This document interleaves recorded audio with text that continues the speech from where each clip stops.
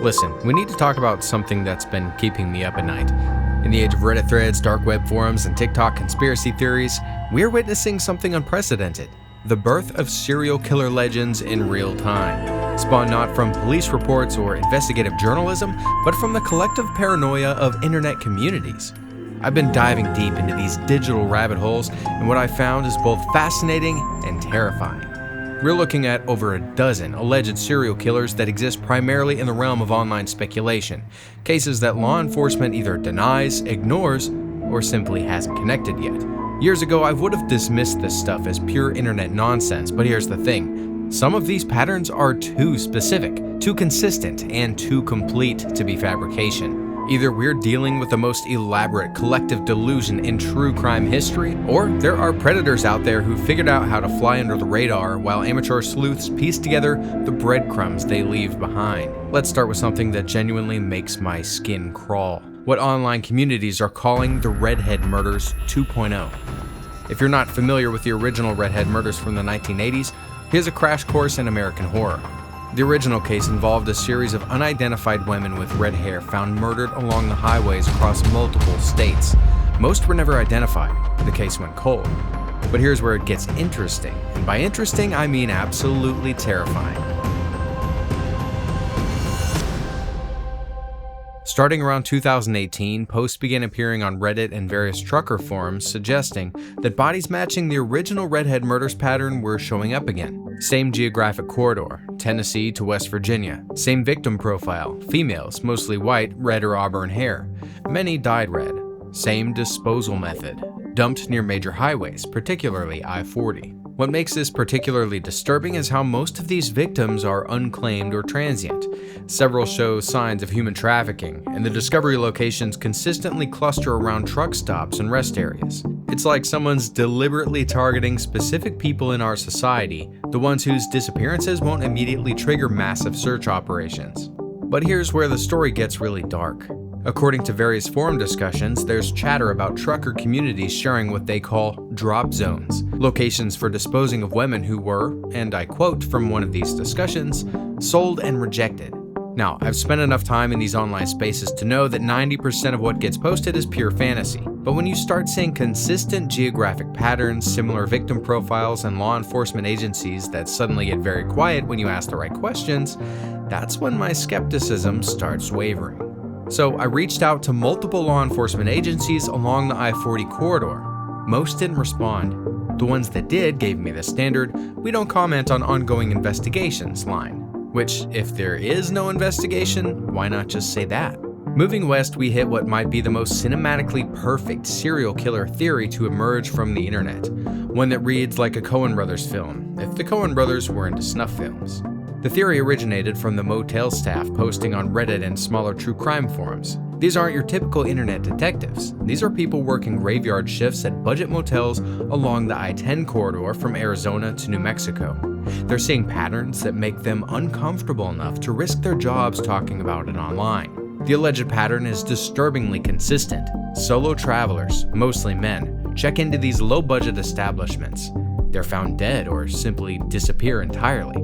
When police arrive, the rooms have been professionally cleaned. No signs of forced entry.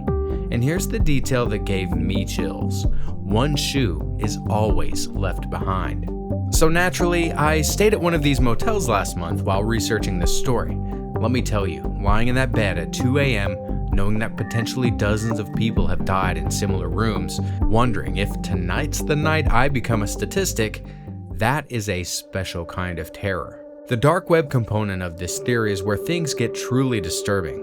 According to multiple forum discussions, there are claims that the killer is an ex-cartel cleaner turned vigilante, specifically targeting child predators. Some posters reference what they call a clean kill reward board, where videos of these murderers are allegedly shared. One anonymous motel clerk on Reddit wrote, "The rooms are always spotless when they find them. No blood, no struggle, just gone, like they were never there." Now, I want to be clear, I have no way to verify these claims, but when you're dealing with the kind of professional execution described in these reports, you're not talking about some random psychopath. You're talking about someone with training, resources, and a methodology that keeps them invisible to law enforcement. If the highway killers represent opportunistic predation, what's happening in the rural Midwest suggests something far more organized and infinitely more disturbing. Independent investigators. And when I say independent, I mean obsessive amateur sleuths with too much time and too little regard for their own safety. And they've been tracking what they're calling something that would make your blood run cold. Starting in 2020, dismembered remains began appearing across rural Illinois, Indiana, and southern Wisconsin. But these aren't your typical dismemberment cases. According to the online investigators tracking these incidents, the mutilation patterns are, let's call them animalistic, for the sake of keeping this documentary accessible to normal human beings. What's particularly chilling is how triangular carvings keep showing up on multiple victims. Zip-tied limbs suggest some type of ritual positioning, and disposal sites are consistently near abandoned farm buildings. It's like someone's following a playbook, a very sick, methodical playbook. The dark web tie-in here is particularly unsettling. Multiple sources reference forums sharing images of victims pre-mortem, essentially proof of life photos before execution. There are also discussions about earned kills, suggesting some kind of reward or even advancement system within whatever organization might be behind these murders. An anonymous investigator on Reddit stated the patterns are too consistent to be random. Someone is collecting trophies and following a protocol. What disturbs me most about this case isn't just the alleged brutality, it's the systematic nature of it. If these theories are accurate, we're not dealing with a lone wolf, we're dealing with an organization that has developed standardized procedures for ritualistic murder. Every year, tens of thousands of people descend on the Black Rock Desert for Burning Man. It's supposed to be a celebration of art, community, and radical self-expression. But according to online theorists, it's also become a hunting ground for someone with a very different kind of artistic vision. The patterns, if it exists, is almost poetic in its horror. Each year, since 2021, at least one person goes missing in the desert surrounding the festival grounds. The disappearances are often attributed to the harsh desert environment, drug overdoses, or simply misadventure. But when remains are eventually discovered, they tell a different story.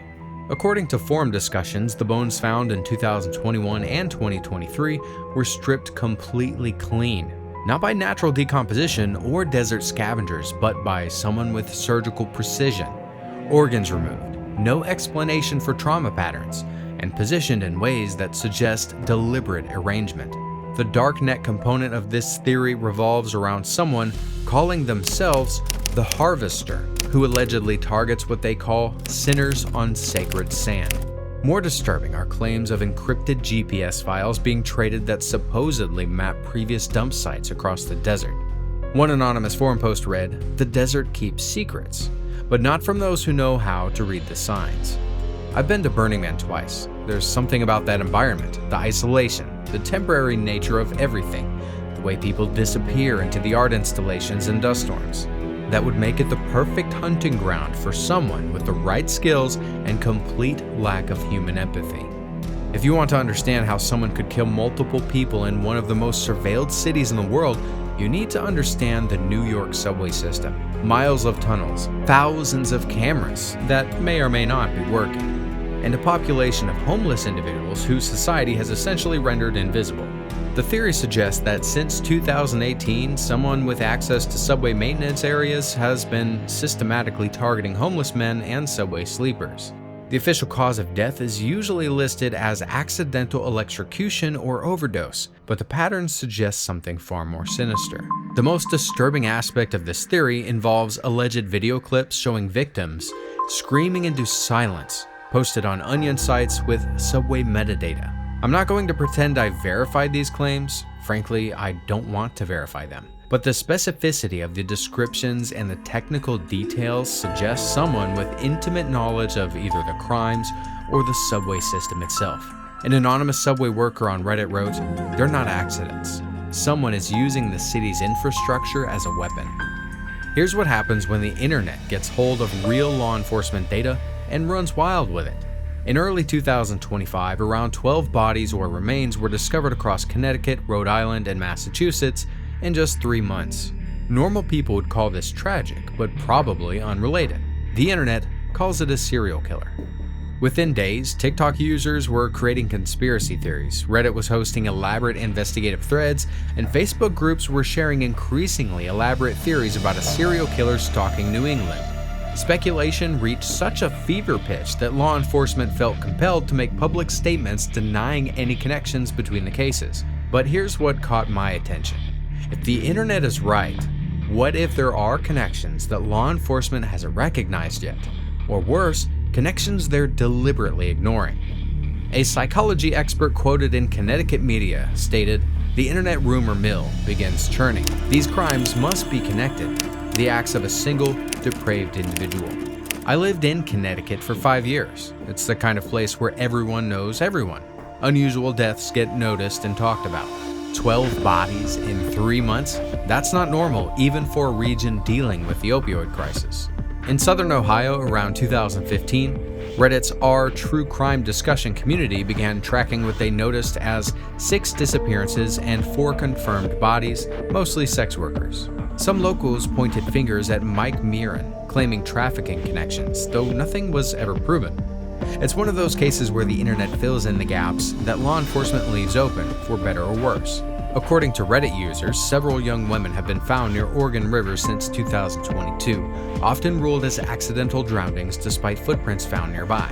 A person of interest named Jesse Lee Calhoun has been mentioned in discussions, though no official charges have been filed connecting him to any pattern. Reports suggest that homeless men are frequently found drowned in Pittsburgh River seasonally, from April through September. Several forum users feel such deaths are misreported as drunk accidents, with some referencing the controversial smiley face theory. But here is where the investigation gets a little bit more disturbing. There's growing evidence that actual serial killers aren't just inspired by online discussions, they've actively participated in them. We know that Israel Keys was heavily involved in online communities. We know that the Golden State Killer may have engaged with forum discussions about his own crimes. Luke Magnotta was practically addicted to reading about himself online. So the question becomes, how many active killers are lurking in the very forums where amateur investigators discuss their crimes? A Reddit user analyzing this phenomenon wrote, "Some are true crime fans who study other serial killers. I think if their cases are well known, they'd love to be involved in discussions." The implications are staggering. If active serial killers are monitoring these discussions, they're not just getting validation, they're getting real-time intelligence about how close investigators are to identifying them. They're learning what evidence to avoid leaving behind. They're potentially even steering investigations in wrong directions. There are claims that someone believed to be the Golden State Killer was posting advice on pro boards under the username CBK, sharing details like mask makes you sweat, and advising other potential killers on DNA avoidance techniques. One Reddit investigation thread noted, supposedly D'Angelo talked to people on forums about the GSK. The final piece of this digital puzzle is what online communities call the copycat protocol, the systematic sharing of murder techniques and methodologies through dark web forums. Academic research on copycat effects notes, media coverage often influences tactics, not motives. But we're not just talking about media coverage anymore. We're talking about detailed instruction manuals, encrypted chat rooms where aspiring killers can ask questions and get advice from more experienced practitioners. It's like a twisted version of professional development, but for predators. A forum moderator had this warning to say, "People with warped minds seek out warped material." I assume these would be the ones still at large. One of the more wild theories floating around connects the Delphi murders to a Kentucky case involving an elderly couple supposedly tied to what forums call a demonic pedophile cult. This theory suggests that a serial killer hunter with psychic powers is involved, with rumors of Manson-like cult influence over local law enforcement.